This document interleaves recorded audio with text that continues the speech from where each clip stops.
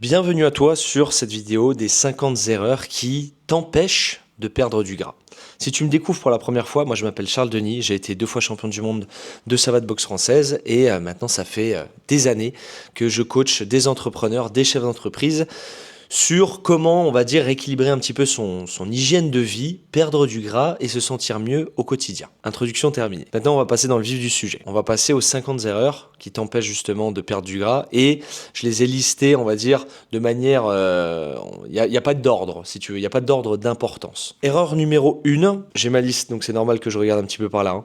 Erreur numéro 1, manger trop, même des aliments sains. C'est-à-dire que toi, aujourd'hui, ton problème, c'est que tu manges trop en quantité. Et c'est pas forcément de la junk food ou des pizzas, des burgers, des fast-food. Non, ça peut être des aliments sains, mais au final, à la fin de ta journée, ça reste des calories et tu es en surplus calorique. Donc, tu prends du gras. Erreur numéro 2, croire que manger moins est la seule solution. Pour perdre du gras, c'est soit limiter tes apports, donc réduire ce que tu manges, les portions que tu manges, etc. Donc les fameux régimes, généralement qui passent comme ça. Ou 2, augmenter ta dépense énergétique, donc bouger plus, faire du sport, etc. Troisième option, faire les deux. C'est généralement moi ce que je conseille. Mais quand la seule solution pour toi c'est de diminuer ton apport calorique, en fait ça va se répercuter sur ton métabolisme et tu vas commencer à être fatigué, à moins bien dormir, à être moins bien concentré, etc., etc. Donc manger moins, ce n'est pas forcément la seule solution. 3. Ne pas consommer assez de protéines. 90% des gens que je coach ne mangent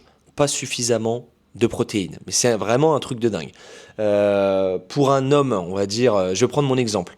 Pour un homme de 85 kilos, fait beaucoup de sport, qui s'entraîne en musculation, etc., on va prendre un calcul de 1,8 1,6, 1,8. Donc si moi je fais 85 kilos, vu que je suis extrêmement nul en maths, je vais prendre ma petite calculatrice et je vais faire 85 fois 1,8 et ça va me donner 153.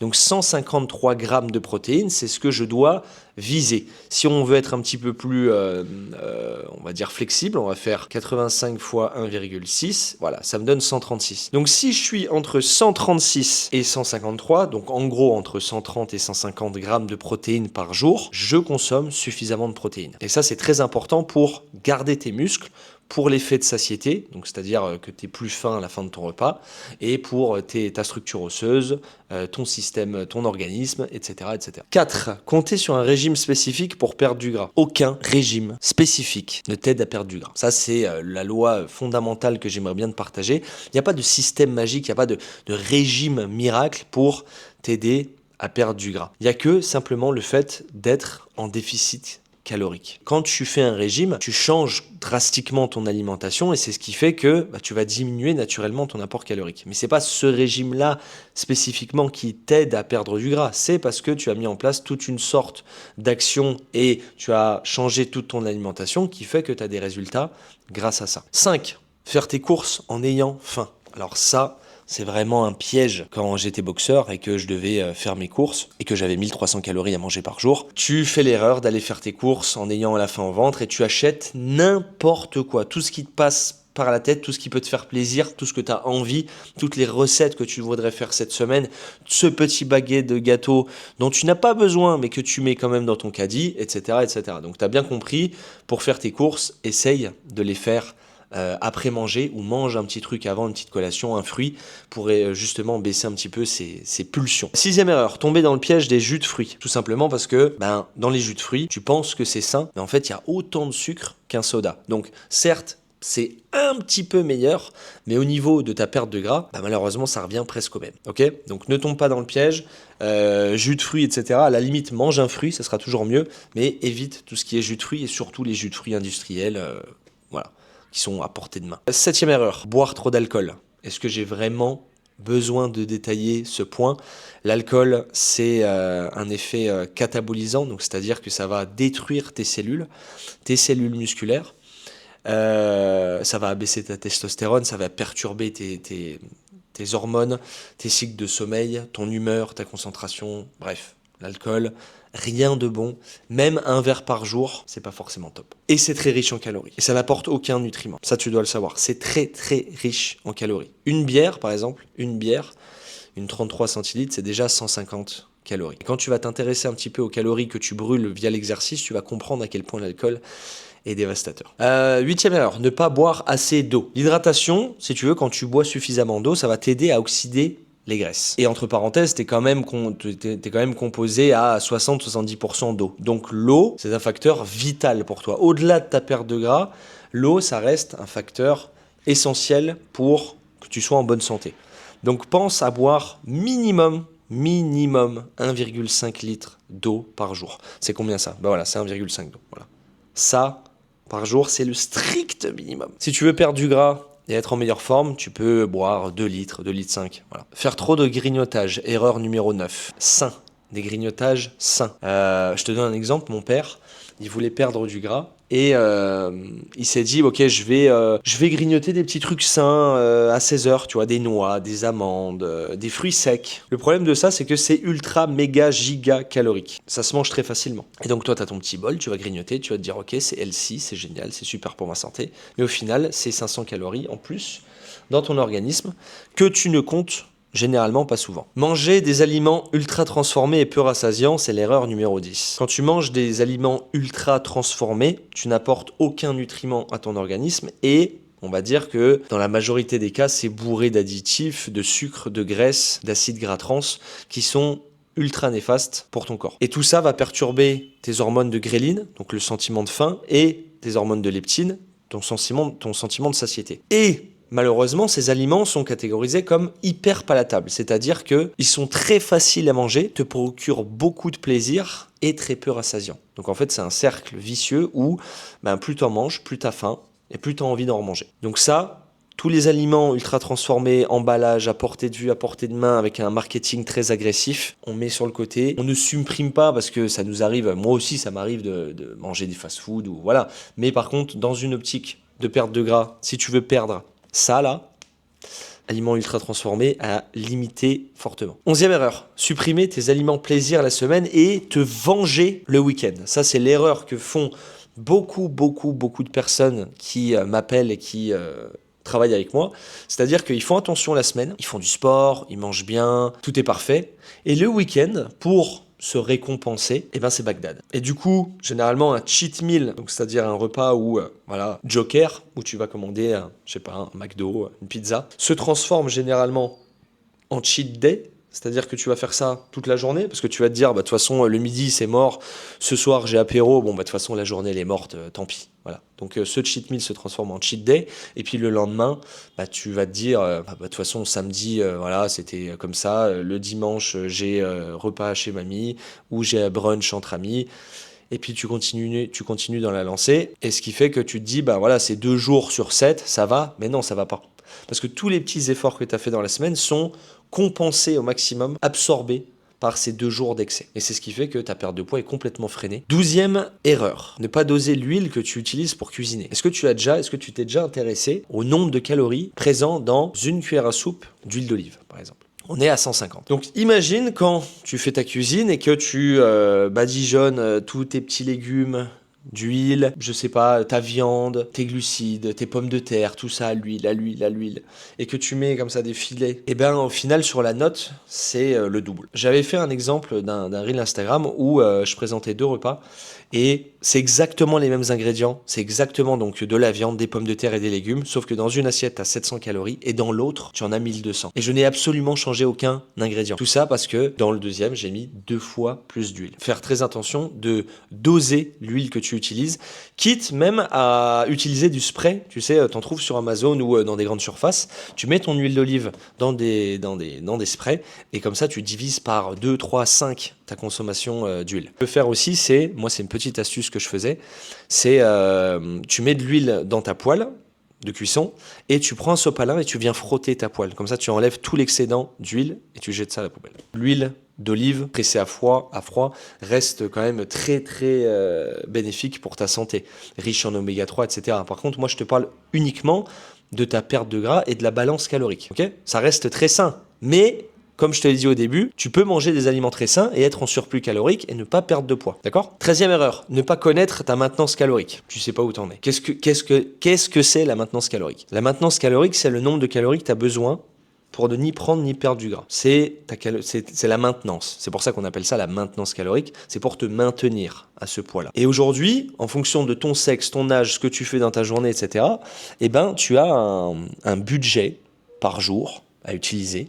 Et ce budget, tu ne le connais pas. Et si tu n'as aucune idée de où est la limite, eh ben, du coup, tu n'as aucune idée de où est-ce que tu en es dans tes journées. Et ça va reprendre le point que je vais te dire juste après, sur le fait de ne pas savoir estimer les calories que tu manges. Et ça, c'est l'erreur numéro 14. Tu ne sais pas estimer les calories que tu manges. Je te donne un plat, ok, c'est 100 grammes de bœuf, ça fait combien de calories? 200 grammes. Je te demande pas de connaître tout à la perfection, je te demande juste de savoir estimer à peu près. Imaginons, moi, j'ai une maintenance calorique à, on va dire, 3000 calories, parce que je m'entraîne beaucoup, j'ai une masse musculaire importante, j'ai 30 ans, je marche beaucoup, etc., etc. Donc du coup, il me faut beaucoup de calories pour fonctionner. Ça serait pas la même chose pour Christine qui travaille derrière un bureau, qui fait 3000 pas par jour et qui a 50 ans. Christine, elle aura peut-être besoin de 1900 calories, par exemple. Donc moi, j'en ai besoin de 3000. Et si je sais pas estimer à peu près mon petit déjeuner, ok, je suis à 700, 800, ma collation, mon petit fromage blanc, ma pomme, ma petite banane,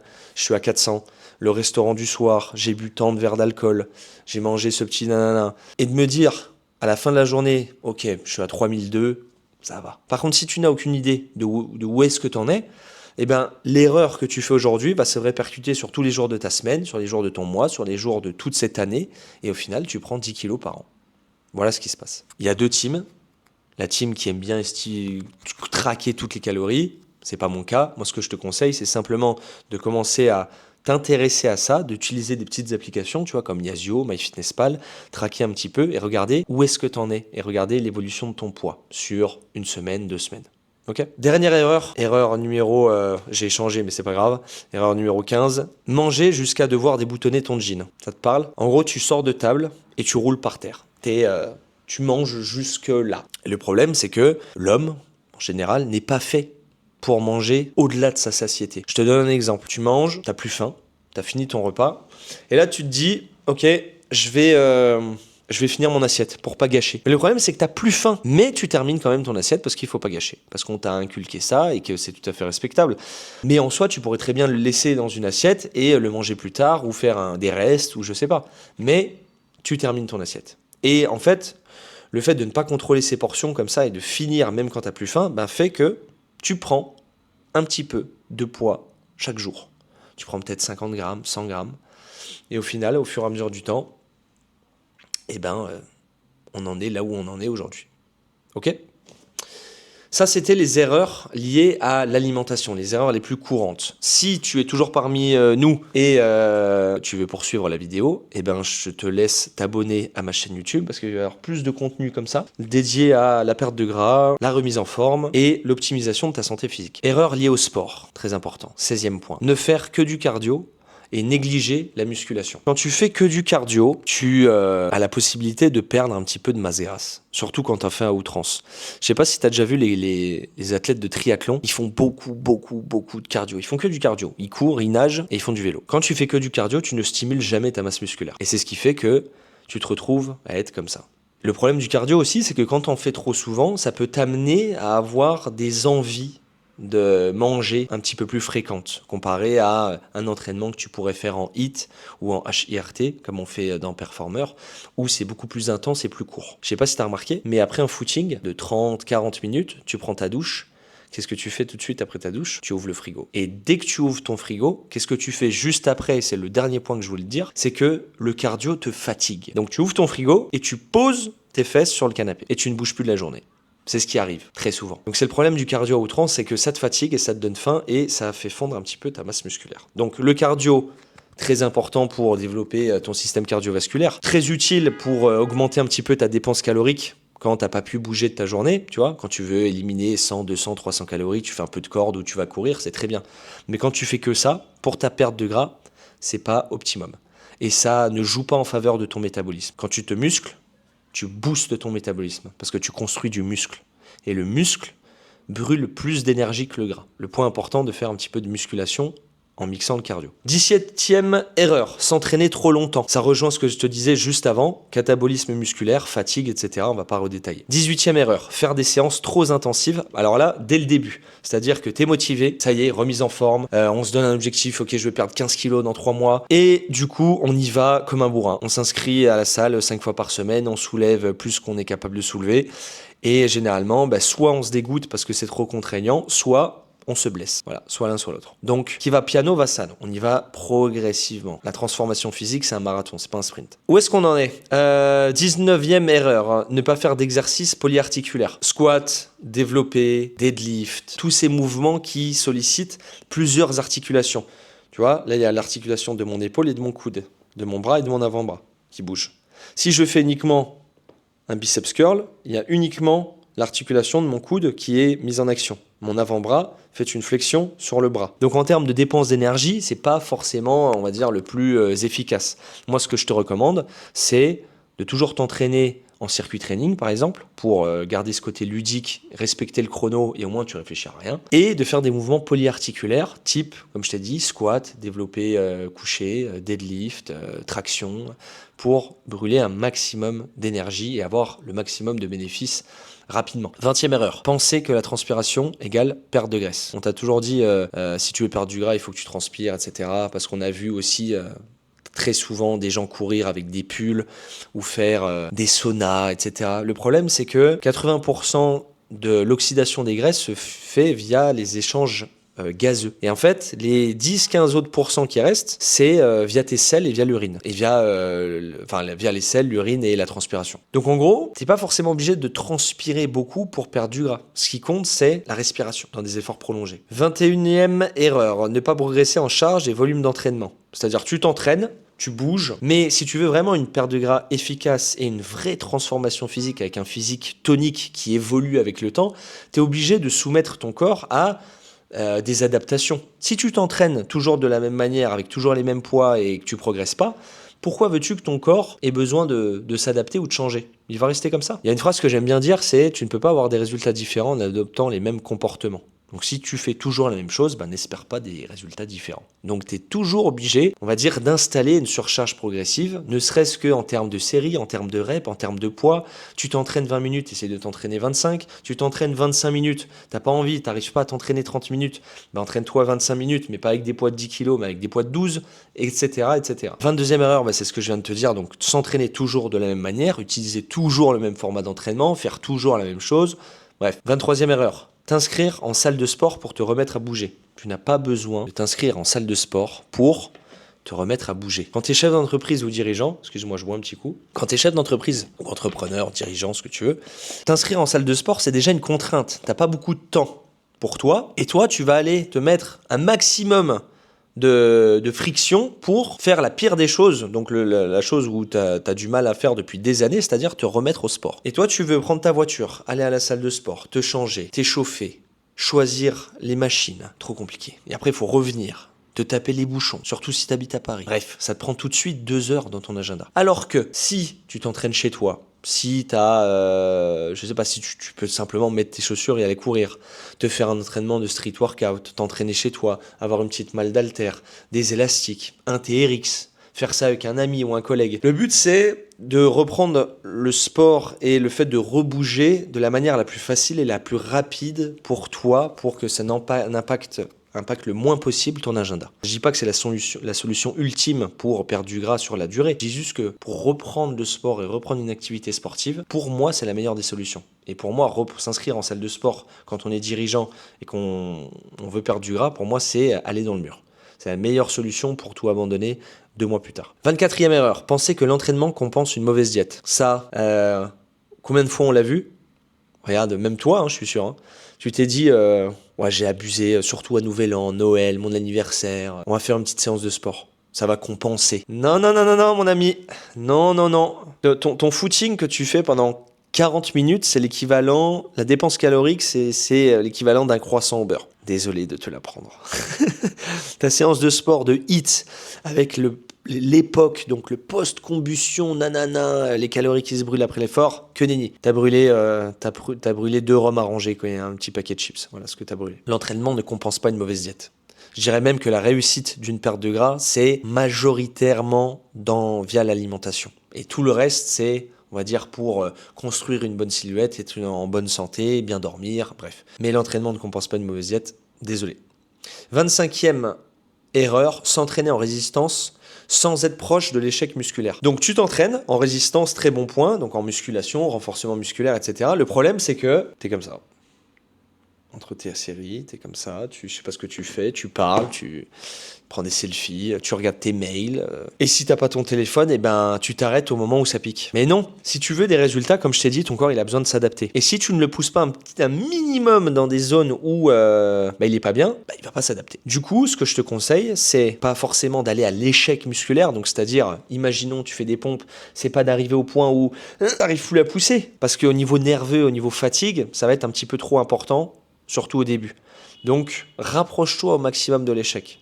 On appelle ça le RIR. Rapproche-toi au maximum de l'échec à 2-3 répétitions avant justement cet échec musculaire. Mets de l'intensité dans tes séances. Comme disait mon coach, sors-toi les doigts. Voilà. Et là, tu pourras espérer avoir des résultats. Pourquoi les gens n'ont aucun résultat quand ils vont s'entraîner en salle de sport, par exemple ? Regarde-les s'entraîner. Regarde-les s'entraîner. Pas une goutte de transpiration, aucune grimace, rien. Ils arrivent et ils repartent dans le même état. Moi, quand je repars d'une séance d'entraînement, je boite. Ou j'ai le t-shirt, il est trempé. Ou je suis mort de fatigue. Mais je repars, on va dire, impacté de cette séance. Ok ? 26e erreur. Et là, on attaque les erreurs liées au sommeil et au stress. 26e erreur, dormir moins de 6 heures par nuit, favoriser principalement la faim et le stockage des graisses. Pourquoi je dis ça ? Parce que quand tu dors moins de 6 heures par nuit, tu vas avoir toute une ribambelle d'effets néfastes sur ta santé, dont les principaux vont être une réduction de ton NEAT, donc c'est-à-dire les calories que tu brûles dans des mouvements inconscients. Par exemple, regarde, je suis comme ça, tu vois, je suis assis là. Si je me mets debout et que je te parle, là, je brûle 2 fois plus d'énergie.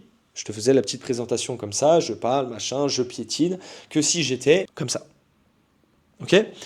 Et donc, quand tu dors moins de 6 heures par nuit, le réflexe que tu vas avoir, c'est d'économiser en fait un maximum d'énergie parce que tu es mort. Exemple, regarde Koh-Lanta, je ne sais pas si tu as déjà vu cette émission. Quand ils dorment de moins en moins et qu'ils mangent de moins en moins, réflexe, ils dorment, ils se posent. Il y en a 1 ou 2 qui se bougent un petit peu pour aller chercher du bois et du poisson. Mais sinon, tout le reste, ils s'économisent pour les épreuves sportives. Parce qu'ils dorment mal et qu'ils mangent rien. D'accord ? Donc ça revient au premier point que je t'avais dit tout à l'heure sur le fait de compter uniquement sur baisser les calories. Donc, pour, on va dire, favoriser ta perte de gras, il faut que tu dépenses un maximum d'énergie via le NEAT et dans tes séances de sport et au quotidien. Et pour ça, tu dois dormir. Tu dois vraiment dormir. Quand je te dis dormir, c'est dormir suffisamment en termes d'heures, donc entre 7 à 8 heures, et dormir avec avoir un sommeil de qualité. Ok ? Donc pour ça, il y a plein d'astuces. On pourrait passer des heures, c'est pas l'objet de la vidéo. Dernière chose aussi, par rapport à la nutrition, quand tu dors moins de 6 heures par nuit, tu vas complètement dérégler 2 hormones, donc l'hormone de la gréline et l'hormone de la leptine. Et en fait, l'hormone de la gréline, c'est l'hormone de la faim. Donc tu vas avoir de plus en plus faim, les hormones de la gréline vont être au sommet, et l'hormone de la leptine, donc l'hormone liée à la satiété, va être au ras des pâquerettes. Et du coup, tout ce rapport va être complètement déséquilibré, ce qui fait que quand tu dors mal, tu vas avoir envie de manger de la merde. Et ça se ressent quand tu fais un lendemain de soirée, par exemple. Je pense qu'on l'a tous vécu. Lendemain de soirée, tu te réveilles, gueule de bois. T'as pas envie de cuisiner tes petites pommes de terre avec tes petits oignons et tes poivrons au four. Non, ce que t'as envie, c'est un Uber Eats qui arrive en moins de 15 minutes parce que tu meurs de faim. Et tout ça, c'est lié à tes hormones et ton manque de sommeil. 27e erreur, t'endormir devant la télé puis aller te coucher après. Ça, c'est notre petit moment du soir. Tu as passé une journée de travail harassante. Tu rentres le soir, tu passes un petit moment avec ta femme, les gosses sont couchés. Tu veilles un peu. Tu es tellement fatigué que tu t'endors devant la télé. Tu dors 1 heure, une demi-heure. Et ensuite, tu te réveilles en sursaut et tu vas te coucher. Le problème, c'est que tu as déjà entamé tes cycles de sommeil en dormant devant la télé. Au-delà du fait des écrans, de la lumière bleue, etc., le principal impact, c'est que tu as déjà entamé ta nuit de sommeil. Et donc, du coup, ton sommeil est un petit peu fractionné. Donc, c'est ce qui perturbe tes nuits de sommeil. Donc, dès que tu commences à t'endormir, à somnoler, à tomber, va te coucher tout de suite. Ne reste pas devant la télé. 28e erreur, utiliser trop d'écran avant de dormir. Bon, ça, c'est ce que je t'ai expliqué. Ça perturbe tous tes niveaux de mélatonine, etc. Et en fait, c'est par rapport cycle circadien, pardon, où forcément, la lumière bleue qui est présente dans la lumière du soleil, le soleil est couché et toi, tu continues à regarder des écrans où il y a justement ces mêmes rayons. Et donc, du coup, au niveau biologique, c'est un petit peu comme si tu disais, ok, je suis censé dormir, mais je reste toujours éveillé. Donc forcément, ça perturbe toutes tes nuits de sommeil. Si tu es amené à travailler un petit peu tard le soir, tu peux utiliser des lunettes. Je les ai là-bas, c'est des lunettes anti-filtre bleu où tu peux continuer à travailler un petit peu le soir et ça va diminuer grandement les effets néfastes liés à ces écrans. Autre chose aussi, tu peux mettre un filtre sur ton téléphone. Confort des yeux, où ça va, on va dire, diminuer un petit peu le rayonnement bleu. 29e erreur, s'endormir en ayant faim.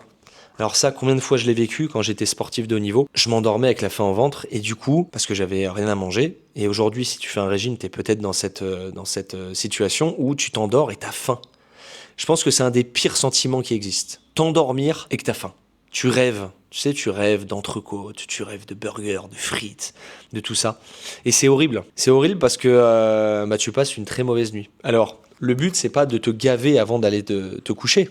Le but, c'est de manger suffisamment, si possible, une petite portion de glucides pour justement favoriser un bon sommeil. Donc, si tu peux répartir tes calories, moi, je serais toi, stratégiquement, quitte à supprimer quelque chose ou manger le moins possible, je mangerai le moins possible le matin.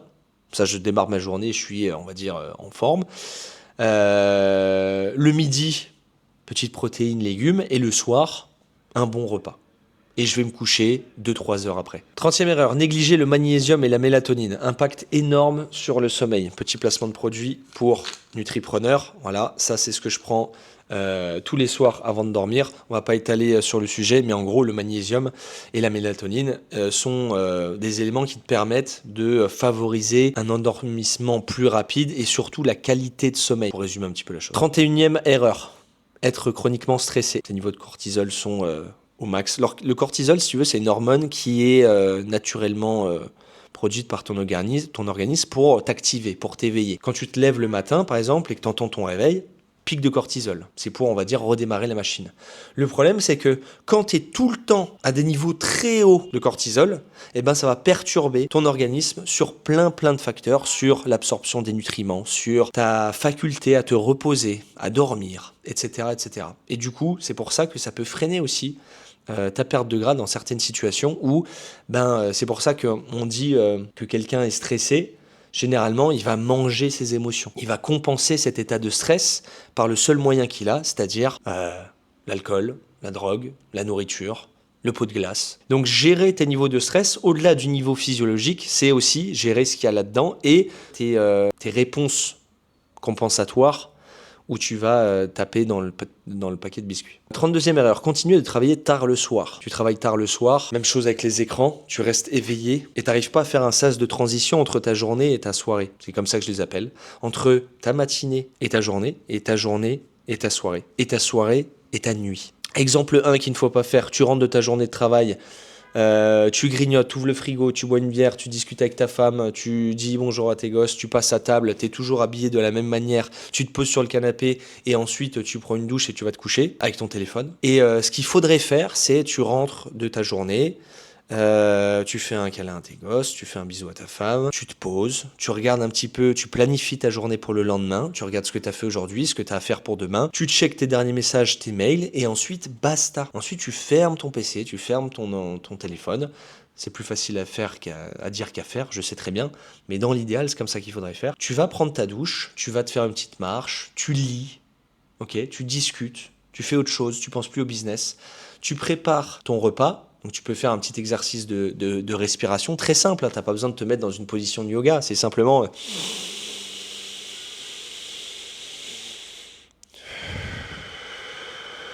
fais ça 10 fois avant d'entamer ton repas. Je peux t'assurer, je te promets que tu n'auras pas la même on va dire, tu n'auras pas le même comportement vis-à-vis de tes aliments, de ton repas. Tu vas l'aborder avec beaucoup moins de stress, avec beaucoup plus de respect. Et tu peux te poser dans un petit coin tranquille dehors, tu fais 5-6 grandes inspirations, tu attaques ton repas, et ensuite, Tu vas te coucher, tu tamises un petit peu tes lumières, tu changes d'ambiance, et là on passe progressivement d'une fin de journée à une nuit. On est parti loin, on est pas, à la base c'était continuer de travailler tard le soir, mais voilà, t'as compris l'idée. 33e erreur, ne pas prendre de temps pour soi, méditation, respiration, repos, ça revient un petit peu à ce que je t'ai dit juste avant. Tout ça va perturber ton sommeil et tes niveaux de stress. Tu sais que moi, si je faisais pas de sport, si je faisais pas de boxe, par exemple, je pèterais un câble. Vraiment, je pèterais un plomb. Et donc, c'est pour ça que je t'invite vraiment à voir le sport comme, non pas comme une contrainte, mais comme un moyen de te sentir mieux. Ça fait partie de ton identité. Tes petits temps pour toi. Et qui sont placés dans l'agenda. Quand je vais faire ma séance de sport, je bosse autrement. Je me fais du bien. Je range, comme disait mon mentor Franck May, je range mon bureau. Et je vois pas ça comme un temps où je peux pas bosser. Non, tu bosses. C'est juste que tu bosses autrement. Tu fais pas ta compta, tu fais pas ta création de contenu, tu vas pas voir un client, tu vas voir le principal client qui est toi, et tu te fais du bien. Tu évacues ton stress pour être plus concentré demain. Erreur liée à la mentalité et aux habitudes. 34e erreur. Penser qu'il existe un bon moment pour perdre du poids. Non, il n'existe aucun moment pour perdre du poids, même s'il y a des contextes un petit peu qui favorisent le fait de se mettre dans des bonnes conditions, au niveau, je sais pas moi, début d'année, fin d'année, bref, il y a forcément des moments où c'est un petit peu mieux. Mais ce que je veux dire, c'est que là où c'est le plus la merde, on va dire, bah c'est à ce moment-là où tu as le plus besoin de prendre soin de toi et peut-être d'avoir un coaching. Tu vois ce que je veux dire? Des fois, j'ai des gens qui me disent, je démarrerai le coaching quand ça ira mieux. Mais si ça va mieux, t'as pas besoin de coaching. Tu vois ce que je veux dire? C'est dans les moments où ça va pas, où c'est intéressant. Donc il n'y a pas vraiment de bon moment, il n'y a pas de meilleur âge, il n'y a pas de... Non, le meilleur moment, comme je dis, c'était hier, donc mets-toi-y. 35e erreur, te fixer des objectifs dont tu n'as aucun contrôle. Perdre 15 kilos, par exemple. Perdre 15 kilos, ok? Et si tu n'y arrives pas? Et si tout ce que tu mets en place, bah, ton corps ne réagit pas? Je veux dire, tu n'as aucun contrôle, tu n'as aucun pouvoir sur le fait que ton organisme va réagir sur le fait de perdre 15 kilos. Par contre, tu as un pouvoir sur le fait de marcher 8 à 12 000 pas par jour. Tu as un pouvoir sur le fait de t'entraîner 2 à 3 fois par semaine. Tu as un pouvoir sur le fait de manger des protéines à chaque repas pendant 90 jours. Petite méthode qu'on appelle des OKR. Et pas des objectifs uniquement centrés sur le résultat dont tu n'as aucun contrôle. Exemple pour le business, tu veux gagner, je sais pas moi, 10 000 euros par mois. Ok, très bien, c'est ta vision, c'est ton cap. Mais qu'est-ce que tu dois faire? Quelles sont les actions à mettre en place pour gagner ces 10 000 euros par mois? Je dois prospecter 20 personnes par jour, je dois créer du contenu tous les jours et poster sur LinkedIn et Instagram, je dois, etc., etc. T'as compris l'idée. 36e erreur, te fixer des objectifs qui ne font pas sens pour toi. Je reprends l'exemple juste avant. Tu veux perdre 15 kilos pour revoir tes abdos et draguer les filles sur la plage. Ouais, à la moindre difficulté, tu vas abandonner parce que ça ne fait pas sens pour toi. Par contre, si tu me dis, j'aimerais perdre 15 kilos parce que je veux pouvoir profiter de mes gosses et jouer avec eux le plus longtemps possible, ou les emmener en randonnée et les faire kiffer, là, ça a du sens. Je veux perdre 15 kilos parce que je veux être désirable aux yeux de ma femme et qu'elle reste avec moi et qu'elle soit fière de moi, là, ça a du sens. 37, erreur. Ne pas suivre son évolution. Photo, poids, mesure. Tu pars en pleine mer et t'as même pas checké le bateau. Photo, face, profil et de dos. Mensuration, poids, pesée initiale, performance, test physique. Tu fais ça et tu refais ça, tout ça, dans 3 mois. Et tu vois ce que ça donne.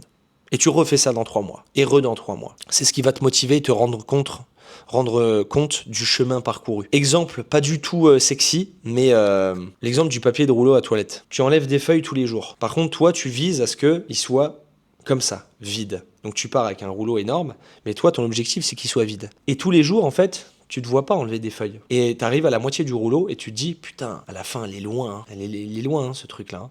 Et par contre, quand tu compares la moitié du rouleau à comment il était au départ, tu te dis, ah ouais, là, il y a eu du travail de fait, tu vois?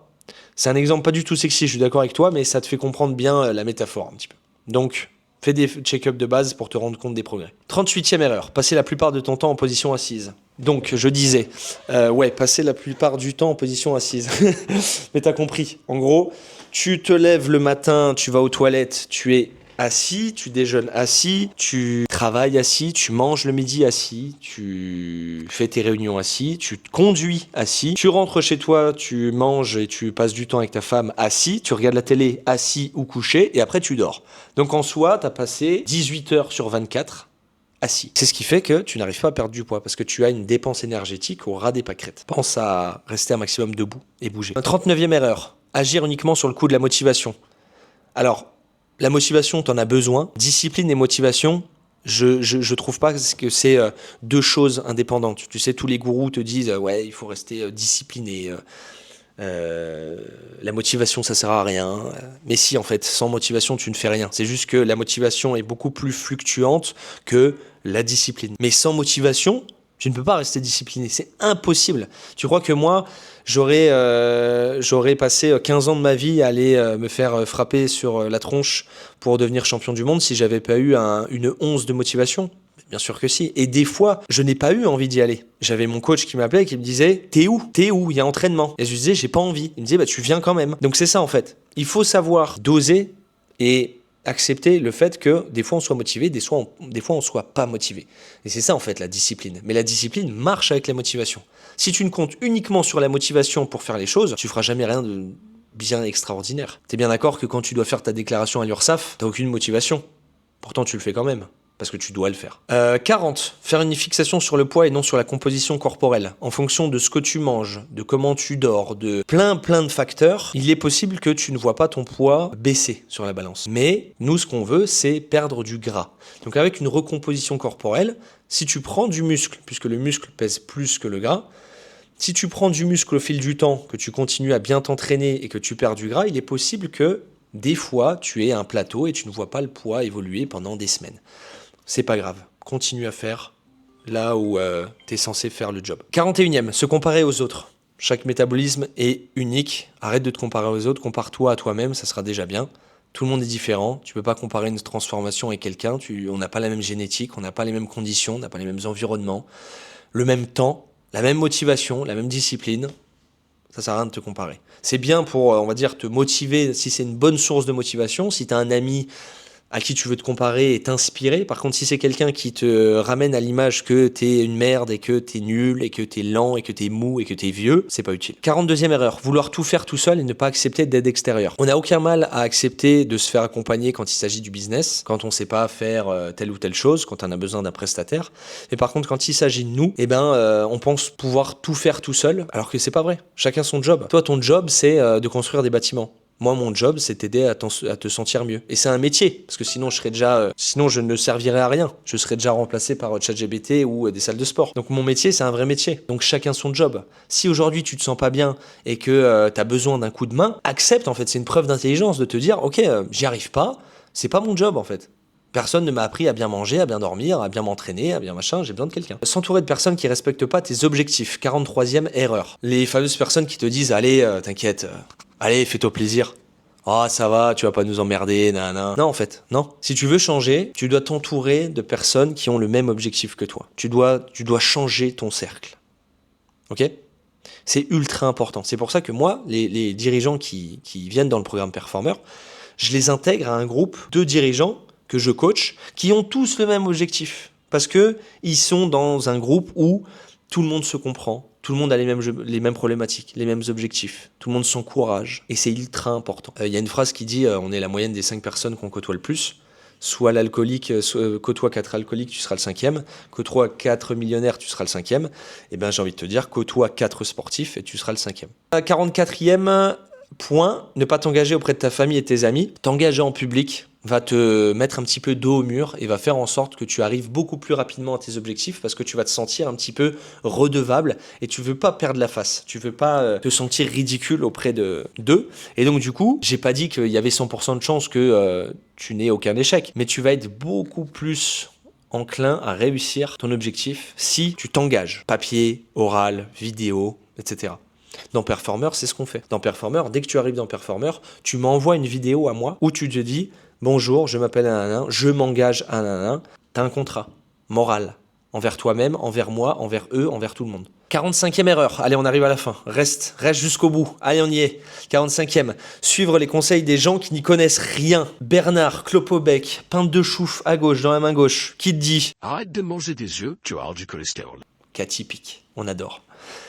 T'as compris la métaphore. En gros, n'écoute pas les gens qui n'y connaissent rien, n'écoute pas les conseils des gens qui n'ont pas le même objectif que toi, qui ne sont pas diplômés, qui ne sont pas professionnels, ok ? Entends-les. Si tu veux pas de conflit, tu dis bon, d'accord, ok, j'essaierai, mais ne demande pas l'avis à 35 personnes. Demande l'avis à une personne dont tu as confiance et dont tu sais qu'elle est compétente. 46e erreur liée à la mentalité et aux habitudes. Prendre personnellement les remarques négatives. Les gens qui te font des remarques négatives, c'est pour te tirer vers eux. C'est parce qu'ils sentent que tu vas vers un endroit où ils ne pourront jamais aller. Et ils sont jaloux. Donc, tous les trucs négatifs du style t'es nul, t'y arriveras pas, ça fait 35 fois que tu le dis, ah encore une fois, machin. Ok, si tu veux, laisse-les parler, laisse-les parler. Ce qui compte, c'est toi. Où est-ce que t'en es là-dedans? Les remarques négatives, sers-toi-en à la rigueur comme source de motivation.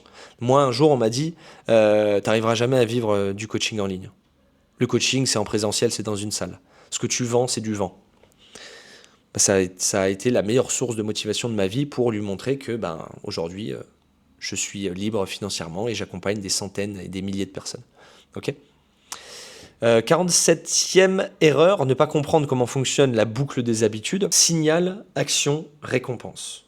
Voilà, tu regardes ça sur Internet, parce qu'on va écourter un petit peu, mais en gros, c'est tu as un signal, tu as une action qui en découle pour avoir derrière une récompense. Et ça, une fois que tu as compris ça, tu peux mettre en place les bonnes habitudes ou enlever les mauvaises pour perdre tes kilos en trop. D'accord ? Exemple le plus flagrant, c'est tu as un bout de salade dans les dents, signal. Action, tu te brosses les dents. Récompense, t'as les dents blanches. Mais après, c'est de l'adapter dans ton quotidien. Signal, tu rentres le soir, il est 19h30, tu sens la nourriture de ta femme qui est prête. Action, tu ouvres le frigo, tu manges un petit bout de fromage. Récompense, tu te sens un petit peu mieux avant que le repas arrive. Bref. Et ça, et encore, et encore, et encore. C'est comme ça qu'après, tu peux changer ou éviter le signal.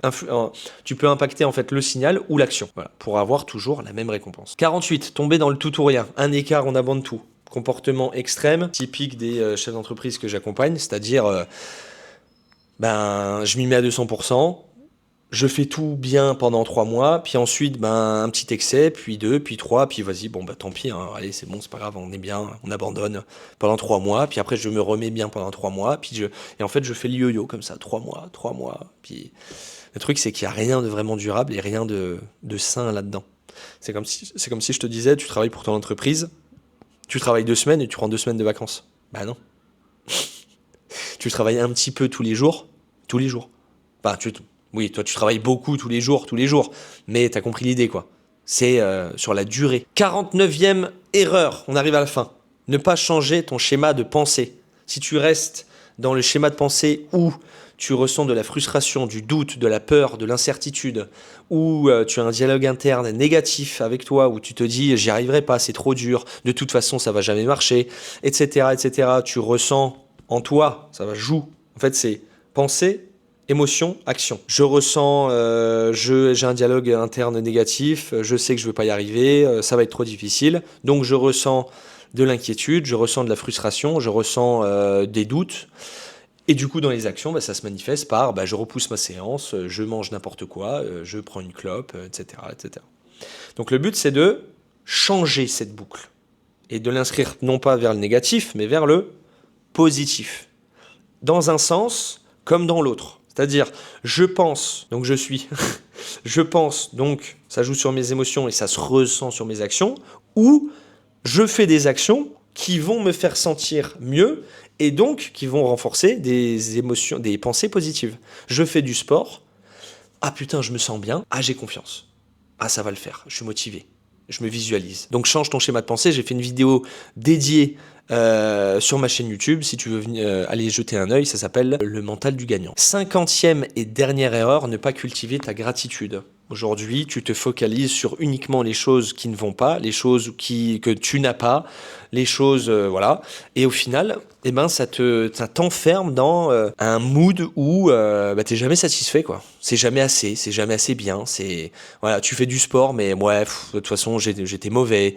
Tu te remets à courir, puis tu cours 20 minutes et tu te dis putain, je suis à la ramasse. Oh, c'était nul, j'y arriverai pas. Et en fait, tout ça fait que c'est inutile en fait. C'est complètement inutile de raisonner comme ça. Par contre, quand tu cultives ta gratitude, tu changes ton état de pensée, tu changes les bonnes hormones qui sont sécrétées dans ton corps et tu rentres dans un cercle vertueux. Exercice très très simple, très très simple.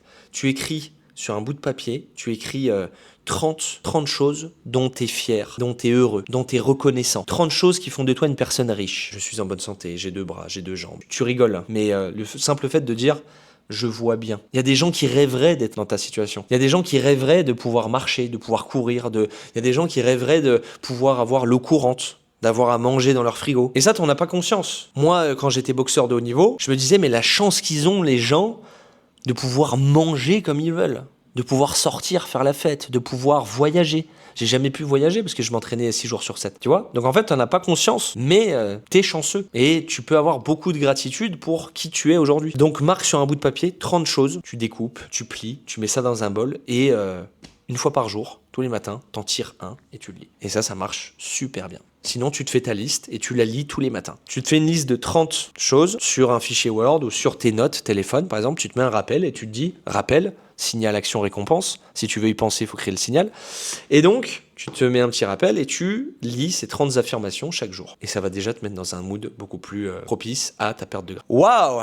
Eh ben, on y est, on est à la fin. Donc voilà, j'espère que ces 50 erreurs qui t'empêchent de perdre du poids vont t'aider, on va dire, à changer un petit peu ta situation. N'hésite pas, donc je t'ai préparé une liste où tu auras tout décrit en dessous. Pense à t'abonner et pense surtout, si tu es entrepreneur ou dirigeant et que tu es dans une situation où tu n'arrives pas à trouver la solution, où tu as besoin peut-être de te faire accompagner, tu n'as pas envie de le faire tout seul, tu as envie d'avoir quelqu'un, une team de pros avec toi, un champion du monde à tes côtés pour cette transformation, ben je t'invite vraiment à réserver un rendez-vous avec moi parce que c'est gratuit, c'est offert, je vais pas te manger. Dans tous les cas, ça ne t'engage à rien, mais le but c'est de faire connaissance, de connaître tes problématiques, tes besoins, et ensuite, si ça fit entre toi et moi et que tu ressens le besoin de te faire accompagner, à ce moment-là, on verra pour fixer un deuxième rendez-vous et là, je te présenterai 2 offres sur mesure d'accompagnement et on verra si on bosse ensemble.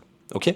Donc, le plus important, c'est le passage à l'action, c'est la mise en mouvement. Donc, si tu es déter aujourd'hui et que tu es prêt à changer ta situation, retrouver un corps dans lequel tu te sens bien, retrouver de l'énergie et te sentir beaucoup plus à l'aise, clique en dessous là, sur le petit lien en dessous de cette vidéo, réserve ton rendez-vous avec moi et on voit ça cette semaine ensemble. Je te dis à très vite, pas plus vite qu'à fond, et j'espère que cette vidéo t'aura plu. Ciao!